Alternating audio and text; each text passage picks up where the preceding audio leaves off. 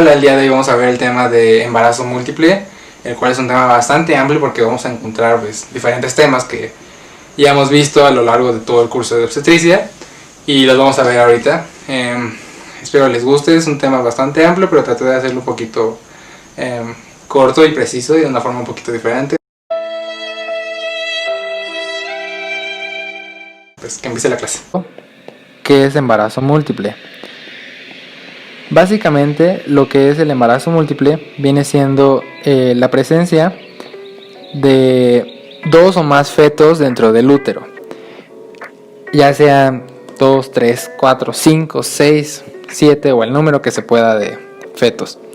¿Por qué es importante hablar sobre este tema de embarazo múltiple? Bueno, a pesar de que no es común, porque solamente ocupa el 3% de todos los embarazos, el embarazo múltiple tiene mayor mortalidad y también mayor morbilidad que una gestación única. Entonces, esa es la importancia de conocer este tema, conocer lo que viene siendo cómo diagnosticar, las complicaciones que se pueden prevenir y sobre todo también cómo tratarlas. Vamos a hablar ahorita sobre los mecanismos por los cuales se forman los embarazos múltiples y vamos a tener básicamente el mecanismo monocigótico y también el mecanismo disigótico.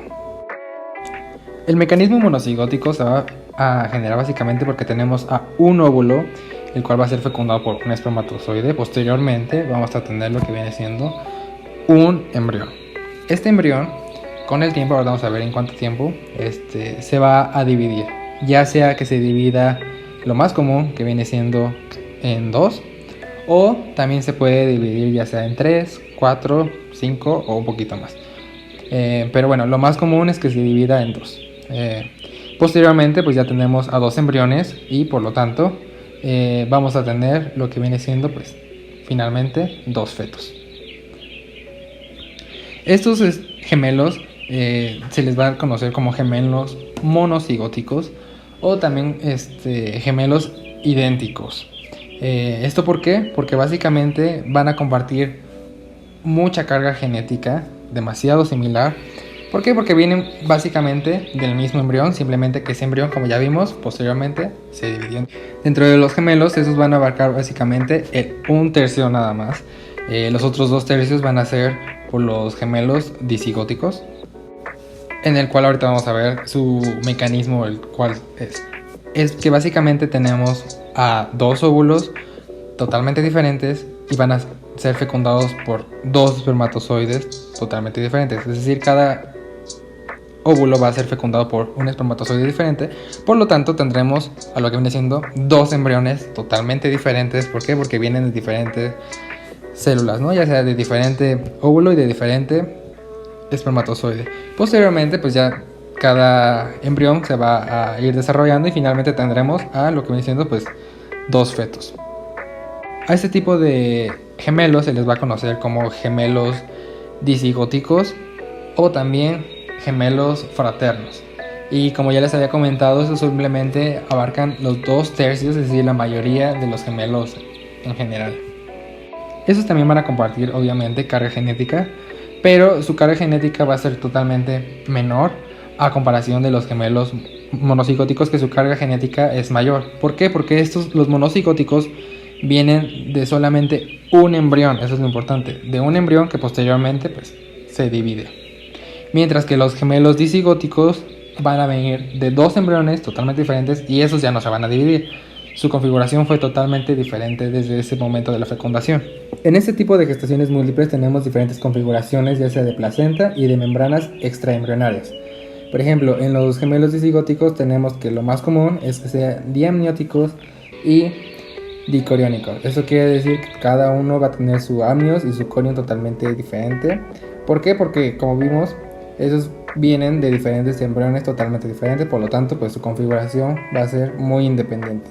Mientras que en los gemelos monocigóticos tenemos muchas variedades de este tipo de placenta y de membranas. Ahorita las vamos a ver a continuación. Entonces, como les había mencionado, depende del tiempo en el que se haya dividido el embrión, será el resultado diferente. Aquí tenemos, por ejemplo, solamente un embrión y vamos a ver, depende del tiempo en el que se divida, pues el resultado. Si se divide en las primeras 72 horas, vamos a tener entonces a 2 embriones con su configuración diferente, ¿no? Cada uno va a tener ya sea a su corión y a su amnios. Entonces vamos a tener a lo que hicieron 2 corión y 2 amnios. Aquí la diferencia es que ya cada uno tenga una placenta totalmente separada o una placenta fusionada.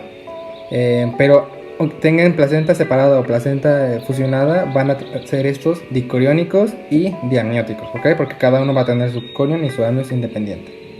Entonces, si no se divide en 72 horas, la otra posibilidad es que se divida ya sea en 4 a 8 días posteriores.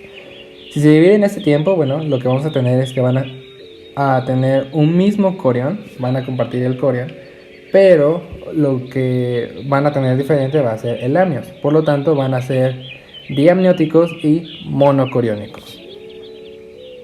Y bueno, si no se dividen ya sea en el cuarto o octavo día, pues se van a dividir pues posterior al octavo día.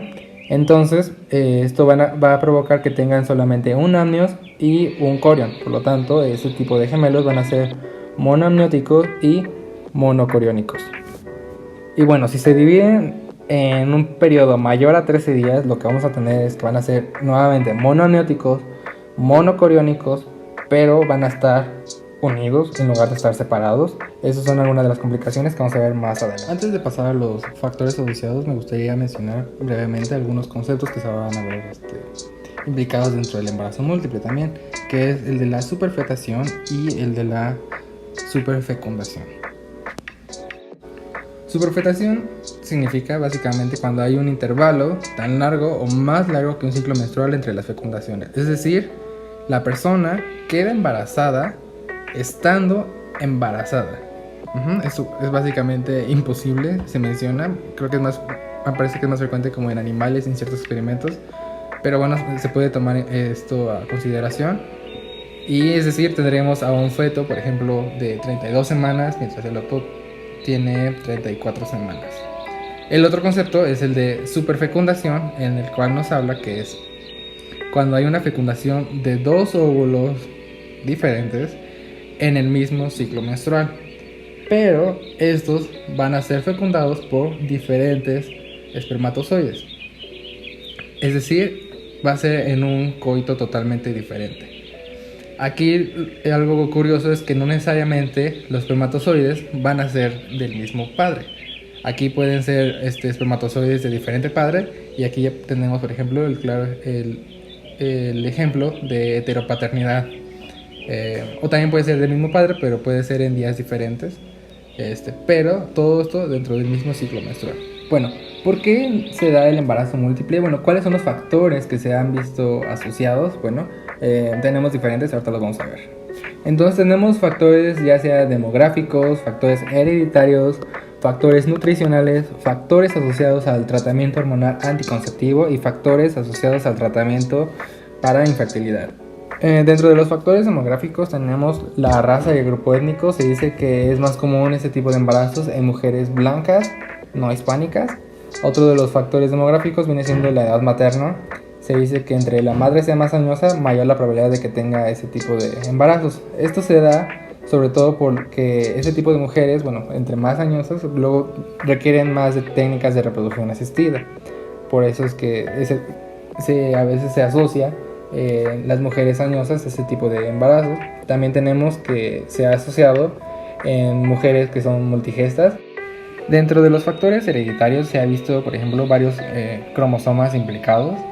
Los más estudiados vienen siendo el cromosoma 6, el 7, el 9 y el 16. Ahora, se han hecho estudios, por ejemplo, en el que la madre haya sido producto de un embarazo disigótico. Se ha visto, por ejemplo, que de las 58 mujeres que se llegaron a estudiar, solamente una de estas mujeres producto de un embarazo disigótico, solamente una tiene la probabilidad de heredar ese tipo de embarazos, mientras que con los padres sucede en menor proporción. Padres que hayan sido producto disigótico, se ha estudiado que, por ejemplo, de 116 padres disigóticos, solamente uno va a poder tener un embarazo de este tipo disigótico. Entonces, pues se ha visto entonces, por lo tanto, que la madre es la que tiene mayores factores asociados para el embarazo múltiple en cuestión hereditaria. Y bueno, de los factores nutricionales no hay mucho que decir, solamente se dice que entre la madre tenga mejor nutrición hay mayor probabilidad de que tenga un embarazo múltiple. Entonces vamos a ver por qué el tratamiento hormonal anticonceptivo se ha visto asociado a este tipo de embarazos. Bueno, cuando alguien está en tratamiento hormonal anticonceptivos, sabemos que se le administra ya sea estrógenos o progestágenos, depende pues del tratamiento. Y bueno, como ya habíamos visto previamente, en el eje hipotálamo, hipófisis, ovario, útero, el progestágeno y el estrógeno lo que hacen es que inhiben, es decir, por medio de una retroalimentación negativa, a lo que viene siendo la adenohipófisis. Por lo tanto, la adenohipófisis pues ya no va a secretar ya sea tanto FSH como LH. Por lo tanto, pues no va a haber ovulación ni nada con respecto al embarazo. Entonces, ¿qué es lo que pasa cuando una mujer que llega con un tratamiento crónico de ese tipo de anticonceptivos? Bueno, pues se suspende el tratamiento y se dice que de cierta forma la adenohipófisis como que almacena por un gran tiempo concentraciones de FSH, y entonces pues cuando se suspende este tratamiento pues lo que sucede es que hay un aumento en lo que viene siendo la secreción de FSH, y por eso se ha visto asociado que el tratamiento hormonal anticonceptivo pues puede ser una causa de que haya un embarazo múltiple. La otra forma es pues con el tratamiento de infertilidad, en el cual pues ya sea con un tratamiento con FSH y hormona de crecimiento, o la otra es que también sea con clomifeno, el cual es un inductor de la ovulación. Sabemos que es un modulador selectivo de receptores estrogénicos, ya sea que actúe de forma agonista parcial en los receptores en ovarios y antagonista en hipotálamo y adenohipófisis. Otra de las formas de tratamiento de infertilidad, y de los que más se ha visto también asociado, es con la fertilización in vitro. Entonces vamos a ver ahorita cómo realizar el diagnóstico de este tipo de embarazos. Y bueno, hay varias formas, no todas son las más exactas ni las que más nos van a ayudar. Una forma viene siendo con la exploración física. Aquí lo que hacemos es medir el tamaño uterino y vamos a encontrar que ese tamaño va a ser más largo durante el segundo trimestre, a comparación de una gesta única. Y también podemos realizar la palpación fetal, pero esta palpación solamente se puede hacer después del segundo trimestre, es decir, antes del tercer trimestre va a ser muy difícil realizarla. Entonces básicamente la exploración física no nos va a ayudar casi nada para ese tipo de diagnósticos. Otra forma viene siendo si medimos la fracción beta de lo que es la gonadotropina coriónica humana. Se ha encontrado que esos valores van a ser muchísimo más altos a comparación de una gesta única, pero pues ya sabemos que también aquí podemos encontrar diferentes variantes con respecto a los valores. Y el gold standard básicamente es el ultrasonido. ¿Por qué? Porque nos va a permitir evaluar tanto el número fetal, la edad gestacional, también evaluar el corión y el amnios. Entonces pues es una herramienta bastante útil. Y entonces vamos a hablar un poquito más sobre el ultrasonido. El ultrasonido es un 98% más exacto solamente durante el primer trimestre. Recordemos que con el tiempo pues va perdiendo esta exactitud. Y bueno, también otra cosa es que se recomienda hacer este ultrasonido, y para realizar este diagnóstico, ya sea en menor a 10 semanas, recomienda por ejemplo el Williams, mientras que la guía de práctica clínica nos recomienda hacer este ultrasonido ya sea de la semana 11 a la 13.6 semanas. Básicamente es realizar el ultrasonido durante el primer trimestre, pero recordemos que básicamente pues este ultrasonido pues lo debemos de hacer realidad como control prenatal, ya sea si es un embarazo múltiple o si es un embarazo único, ¿no? Gracias a la delgadez de la membrana que divide a los sacos gestacionales, podemos determinar si el embarazo es monocoriónico o dicoriónico. Si es menor a 2 milímetros, nos habla esto de un embarazo monocoriónico, mientras que si es mayor a 2 milímetros nos habla de un embarazo dicoriónico. Entonces otra forma es con los signos que encontramos durante el ultrasonido, ya sea el signo de lambda o el signo de T. pues el signo de lambda pues nos habla básicamente de un embarazo de tipo bicorial. Pues ahí está como tal, pues la lambda ahí entre ambos sacos amnióticos. Y el signo de T, bueno, pues que tal vemos que no hay como tal un tejido placentario entre ambas membranas fetales. Y pues esto nos habla de un embarazo monocorial. Y pues ahí está muy claro, ¿no? Cómo se ve la lambda y la T. Vamos a ver ahora las adaptaciones fisiológicas maternas. Son dos principalmente en este caso del embarazo múltiple. Entre ellas es el aumento en el crecimiento uterino. Se dice que llega a alcanzar hasta un volumen de 10 litros y un peso de 9 kilos. Y el cambio más importante viene siendo el de la hipervolemia. ¿Por qué? Porque se dice que hay un aumento en el volumen sanguíneo de un hasta 50 y 60%. Y esto nos va a traer diferentes consecuencias. Una de las consecuencias viene siendo el que se va a requerir de mayor hierro y de folato. ¿Esto por qué? Bueno, pues porque al haber un aumento en el volumen sanguíneo, pues también va a haber un aumento en lo que viene siendo las concentraciones celulares sanguíneas, como por ejemplo viene siendo los eritrocitos. Entonces, pues al haber un mayor número de eritrocitos, pues estos van a requerir más hierro y más folato. Entonces, pues si no se le administra en las concentraciones adecuadas, pues puede predisponer a la paciente a que tenga anemia. Otra de las consecuencias viene siendo que hay un aumento en el gasto cardíaco. Se dice que aumenta en un 20% aproximadamente. Y bueno, pues otra viene siendo que se dice que al principio disminuye la presión arterial, pero posteriormente aumenta al menos 15 milímetros de mercurio. Entonces esto va a predisponer a que la paciente tenga hipertensión arterial, que lo vamos a ver más adelante, que viene siendo una de las complicaciones. Y bueno, este aumento en la presión arterial se llega a presentar hasta en el 95% de las mujeres con embarazo múltiple. ¿Y esto por qué se debe? Bueno, pues porque el aumento del volumen sanguíneo nos predispone a que haya un aumento en el gasto cardíaco, y esto disminuye también las resistencias vasculares. Y sabemos que la presión arterial pues va a ser regulada principalmente tanto por gasto cardíaco como por las resistencias vasculares.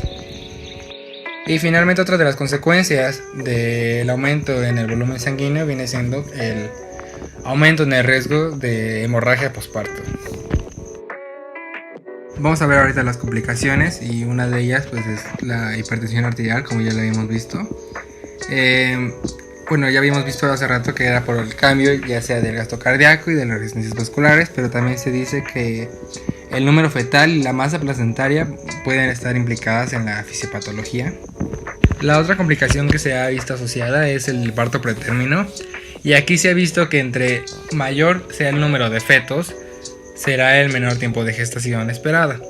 Es decir, por ejemplo, el de una multigesta de 2 fetos comparado con el de 3 fetos, esta de 2 fetos va a tener un mayor tiempo de gestación a comparación de la de 3, y así sucesivamente. Bueno, pues podemos prevenir de ciertas formas el parto pretérmino. Algo que hay que aclarar es que no hay mucha evidencia al respecto, pero se puede decir que el reposo en cama puede ayudar, también la progesterona por vía intramuscular y algunas otras formas como los tocolíticos, ¿no? Pero les recuerdo que, bueno, esto finalmente no hay mucha evidencia que respalde esta información. Pero algo que sí podemos administrar es el tratamiento con glucorticoides, ya que sabemos que estos van a ayudar a la maduración pulmonar. La otra complicación viene siendo el aborto espontáneo, en el cual va a ser producido antes de la semana número 12. Ese tipo de abortos se ha encontrado que tienen más riesgo las mujeres que fueron embarazadas por medio de una técnica de reproducción asistida.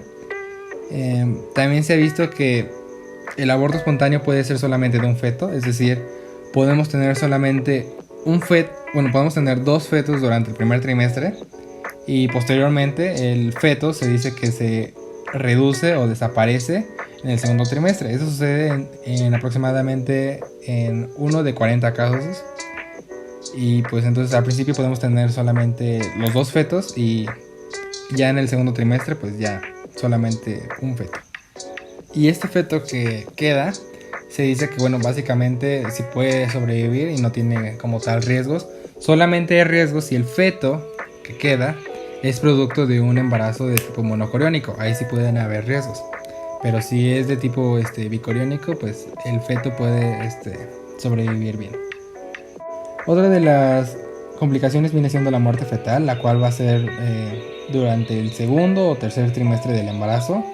Aquí algo que hay que aclarar es que este feto que llega a sobrevivir corre mayor riesgo porque puede ser producto de un parto pretérmino, por lo cual tenemos que administrar tratamiento con glucocorticoides, nuevamente para la maduración pulmonar.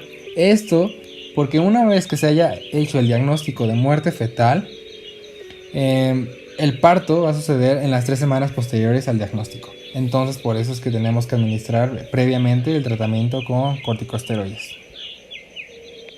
La complicación viene siendo aquí el bajo peso al nacer, el cual puede ser producido ya sea por el parto pretérmino o también otra causa del bajo peso al nacer, y del cual vamos a hablar un poquito más, viene siendo la restricción del crecimiento fetal. Esa restricción del crecimiento fetal nos va a dar algo llamado un crecimiento discordante fetal. Y bueno, esto va a ser básicamente el crecimiento restringido de uno de los gemelos. Es decir, uno va a pesar más que otro, ¿no? La etiología va a ser totalmente diferente de acuerdo a si es de un embarazo de tipo monocoriónico o si es de un tipo dicoriónico. Dentro de las causas de los monocoriónicos tenemos, por ejemplo, que la única placenta que tienen, no va a ser compartida de forma equitativa.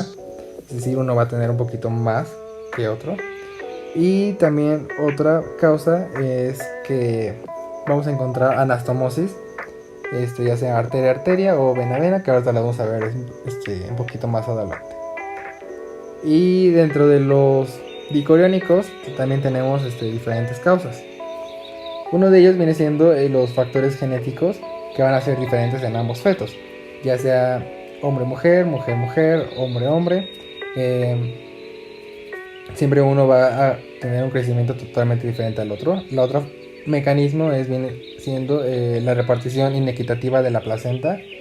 ¿Esto por qué? Porque una placenta básicamente va a tener un lugar más óptimo para la implantación que la otra. ¿Cómo vamos a diagnosticar este crecimiento discordante? Bueno, una forma es por medio de ultrasonido. Lo que hacemos es sacar el porcentaje de discordancia, el cual se calcula con el peso del gemelo más grande, lo restamos con el peso del gemelo más pequeño. A este resultado lo vamos a dividir entre el peso del gemelo más grande. Si el porcentaje nos da mayor al 20%, ya estaremos hablando en este caso de un crecimiento discordante. Otra forma de realizar el diagnóstico viene siendo por medio de las curvas de crecimiento fetal. Aquí si encontramos que está debajo de la percentil 10, pues ya hablamos de un crecimiento discordante. Ahora vamos a ver las complicaciones en gemelos monocigóticos únicamente. Para eso vamos a clasificar los gemelos monocigóticos en dos, ya sea en simétricos o en asimétricos. Tenemos, por ejemplo, dentro de los simétricos, los separados, pues que van a estar completamente sanos, por así decirlo. Y también tenemos los gemelos unidos, que ahora los vamos a ver, o los siameses, ¿no? Dentro de los asimétricos tenemos los TRAP, los parásitos externos o los fetus in fete, que vamos a irlo viendo cada uno poco a poco. Ahorita vamos a ver entonces a los siameses, o también conocidos como gemelos unidos. Estos se forman, como ya habíamos visto previamente, porque no se separaron en un tiempo mayor a 13 días. Y alguna otra teoría que también se menciona es que sí se separaron, pero que se volvieron a unir. Entonces, bueno, pues finalmente tenemos dos tipos de uniones, ya sea una unión ventral o una unión dorsal. Y ya, pues, si en la ventral tenemos clasificados, pues, que si se unen por medio rostral o caudal o lateral y así sucesivamente. De estos tipos de uniones, el más común es el toracópago, pero pues no hay que olvidar que también tenemos otras combinaciones como cefalópago, los bigópago, los cefalotoracópago, entre otros, ¿no? Básicamente aquí se puede identificar esto dentro del ultrasonido. Aquí en el ultrasonido podemos dar la opción de si se desea continuar o no con el embarazo. Y bueno, ¿esto por qué? Porque bueno, el tratamiento es quirúrgico y a pesar de ser tener un buen pronóstico, el tratamiento quirúrgico, eso solamente podemos decir que es buen pronóstico solamente en ciertas uniones y solamente, por ejemplo, si no comparten órganos, porque si comparten órganos, pues el pronóstico no es nada bueno, ¿no? Hacer el tratamiento quirúrgico. Otra de las complicaciones monocigóticos viene siendo las anastomosis vasculares. Y en este vamos a encontrar principalmente dos, ya sea el síndrome de transfusión feto-fetal o gemelo-gemelo, y también el TRAP o gemelo acardíaco. Y TRAP, bueno, viene de las siglas de Twin Reverse Arterial Perfusion Sequence. Y pues ahorita lo vamos a ir viendo cada uno. Vamos a comenzar con el síndrome de transfusión feto-fetal o gemelo-gemelo, en el cual lo que sucede es que sangre se va a transferir de un gemelo al otro de forma inequitativa. Todo esto ¿por qué? Por medio de las anastomosis que se formaron. Entonces vamos a tener a dos gemelos. Un gemelo, el cual va a ser el gemelo donador, y el otro gemelo, el cual va a ser el receptor.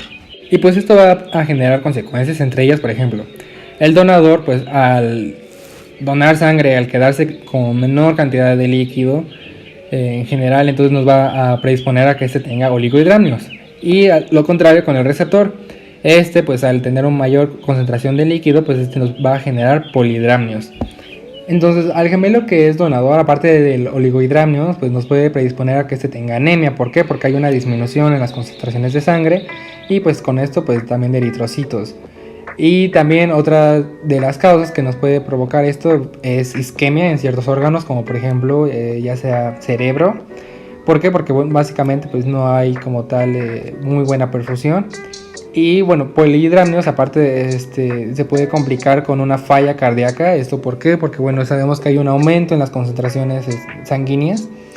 Y también parte de la falla cardíaca se nos va a predisponer a que tenga hiperbilirrubinemia y también pues kernicterus. El diagnóstico lo vamos a realizar por medio de ultrasonido. Se puede hacer a partir de la semana número 16 de gestación, en el cual vamos a encontrar ya sea discordancia de líquidos amnióticos, ya sea que en uno encontremos mayor cantidad de líquido y en otro pues menor.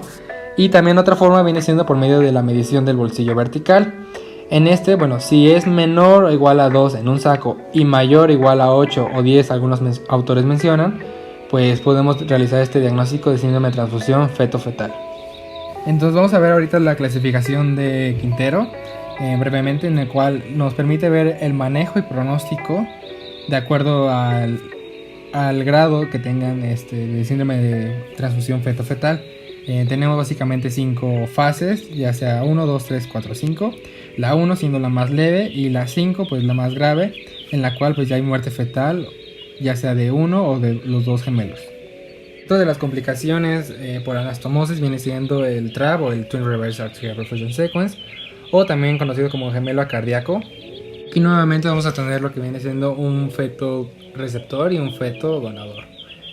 Aquí lo que sucede es que el feto donador va a estar formado pues aparentemente normal, pero va a tener características de insuficiencia cardíaca, mientras que el gemelo receptor va a carecer de corazón. Por eso pues el nombre de gemelo acardíaco.